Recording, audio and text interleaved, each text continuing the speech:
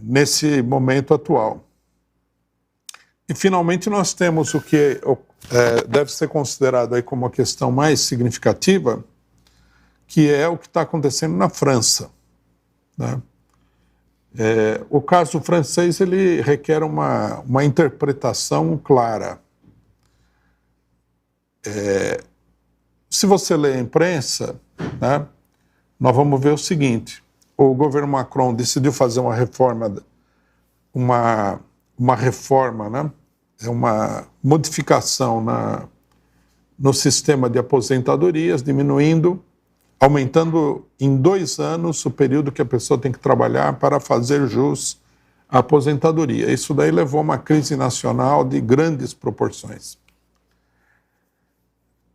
Nós temos que entender que, embora a aposentadoria seja um problema muito importante para os trabalhadores, né, o tamanho da crise não está correspondendo exclusivamente ao problema da aposentadoria, né? O que nós temos aqui na realidade é uma crise muito mais profunda, né, que tem como gatilho, tem como detonador o problema das aposentadorias. Nós acompanhamos aqui, né, nessa análise de sábado, a evolução da profunda deterioração do regime político francês e do governo Macron. Nós vimos a crise enorme que houve no mandato anterior do Macron com os coletes amarelos, né? Nós destacamos naquela época que se tratava de uma crise geral, né, da política neoliberal e do capitalismo francês, do imperialismo francês, e que não se deveria atribuir àquela crise um aspecto nem fundamentalmente, nem prioritariamente ideológico, ou seja, que seria uma mobilização da direita, né? Já naquele momento, os sindicatos deveriam ter se juntado à mobilização dos coletes amarelos e dado uma direção para esse movimento. Não fizeram, né? Vieram as eleições francesas. Nas eleições, a esquerda teve um crescimento muito grande, mas acabou apoiando o Macron, com a famosa teoria do mal menor, né? E a teoria do mal menor mostra agora que, na realidade, né, o mal menor não era menor, era maior, o que é uma coisa mais ou menos lógica e previsível, porque Macron é o governo dos banqueiros europeus, né?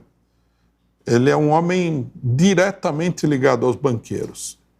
E tudo o que está acontecendo no mundo hoje tem a ver com esses banqueiros, tem a ver com o sistema que está estruturado em torno do capital financeiro internacional. Toda a destruição econômica, né, todas as guerras imperialistas, toda a miséria mundial, as iniciativas antidemocráticas, tudo tem a ver com esse setor da burguesia mundial, que é o grande inimigo da classe trabalhadora internacional, né? O Macron é representante desse setor. Não poderia haver, né, mal maior do que esse setor, né? O imperialismo, logicamente, que ele joga, né, com as limitações políticas de um setor amplo da esquerda, assinalando que, na realidade, o mal maior, o inimigo principal, seria a extrema-direita, o que é falso. Nós temos que estabelecer claramente essa caracterização. É falso, né?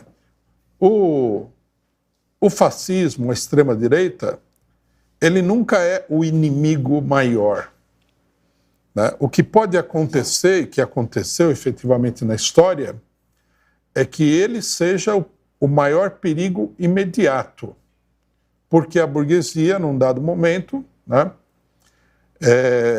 adotou a política de apoiar o fascismo. Quer dizer, mesmo quando o fascismo é o inimigo principal, ele é o inimigo principal como representação política dos grandes capitalistas, né? Ele é um perigo muito grande porque ele representa, nesse caso, a mudança de frente da burguesia imperialista, né, dos grandes capitalistas, de uma posição pseudo-democrática para a posição do fascismo. Quer dizer, no final das contas, os governos fascistas, que são governos extremamente violentos, eles são também expressão desse mesmo capital. Quer dizer, num dado momento, a burguesia tira o Macron e põe a Le Pen.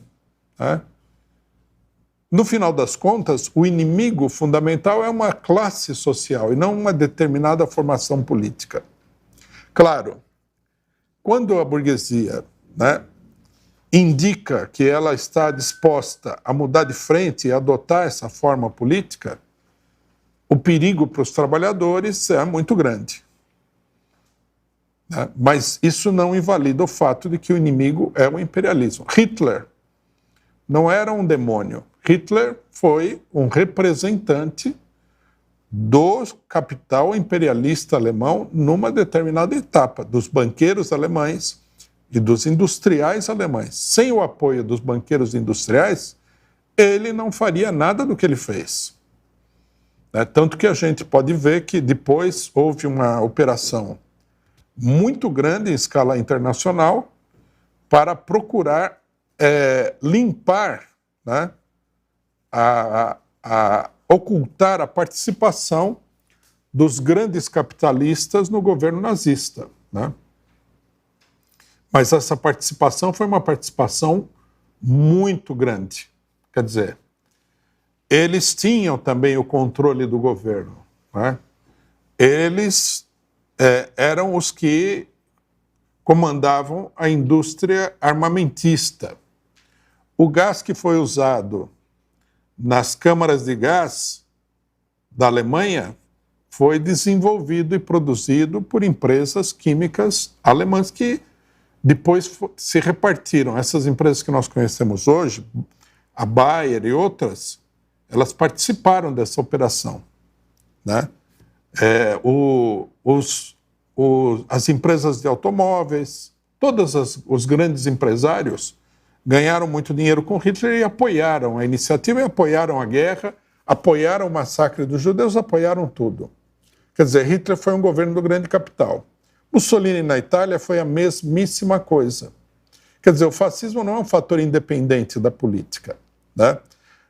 Tá aí o erro, né, da política da maior parte da esquerda, que acredita que é preciso se aliar com os grandes capitalistas para combater o fascismo. Essa é uma política totalmente equivocada e confusa, porque, na realidade, você vai acabar se aliando com o seu inimigo principal, que é quem, no momento oportuno para eles, vai colocar em marcha, né, a violência fascista contra os trabalhadores. O que tem que ser combatido em todos os momentos é o grande capital. Quer ele se disfarce, né, com uma máscara de democracia, defesa dos direitos humanos, defesa dos direitos da mulher, defesa do direito dos homossexuais, etc. e tal, quer ele se apresente, né, de uma maneira mais genuína como uma força repressiva como o fascismo. Bom, o importante nesse momento é que a luta na França ela se desenvolveu completamente contra um governo que é um dos mais representativos dessa burguesia. Né? Hoje, por exemplo, os manifestantes queimaram a prefeitura de Bordeaux. O que indica, né, nós já havíamos apontado isso, que é uma tendência na França que não é uma mera mobilização contra a reforma trabalhista, é quase uma guerra civil. Há uma verdadeira rebelião da população contra o governo imperialista francês. Né? Então, por que eu acho que esse é o problema mais importante da situação política mundial? Porque nós temos que entender, né, que a ação dos russos, dos chineses, do Brasil, eventualmente, do Irã, contra o imperialismo, é uma ação limitada. Né? Esses países, é chato falar isso aí, porque muita gente tem muita expectativa, eles nunca vão conseguir efetivamente derrotar o imperialismo. Eles não têm a força necessária para isso, para uma derrota definitiva do imperialismo. Mas, né, eles podem causar um estrago bastante grande na política do imperialismo. Quem pode derrotar o imperialismo é a mobilização da classe operária mundial. Então, o que está acontecendo na França nesse sentido é muito significativo. Primeiro, pelo alto nível de desenvolvimento da luta, né? Apesar de não ter nenhuma direção revolucionária, essa luta, ela apresenta características muito revolucionárias. E isso no quadro em que a central sindical mais importante, as centrais sindicais em geral, e a central sindical mais importante, que é a CGT, tem uma atitude muito tímida, né, diante do volume, da extensão, do alcance da mobilização operária. Por que eu digo que é tímida? Porque até agora eles decretaram 6 ou 7 dias de paralisação, de um dia. Né? Com o nível de enfrentamento que existe na França nesse momento, com as dificuldades que o governo Macron está enfrentando, as centrais sindicais deveriam lançar uma proposta de greve geral por tempo indeterminado, né? Até a derrota do governo Macron. Não fizeram isso. E apesar dessa timidez, a mobilização não deixa de crescer. Quer dizer, a política das centrais sindicais é meio que um dique de contenção de uma mobilização extremamente agressiva da classe operária francesa. Então, nós podemos, né, intuir que essa mobilização ela poderia se desenvolver de maneira muito revolucionária.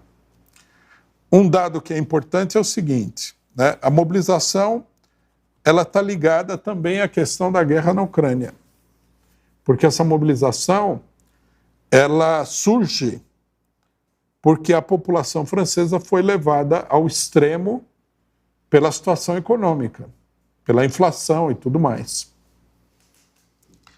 Quer dizer, tudo se combina aí na mobilização francesa, a fraqueza do imperialismo, a crise econômica, etc. e tal.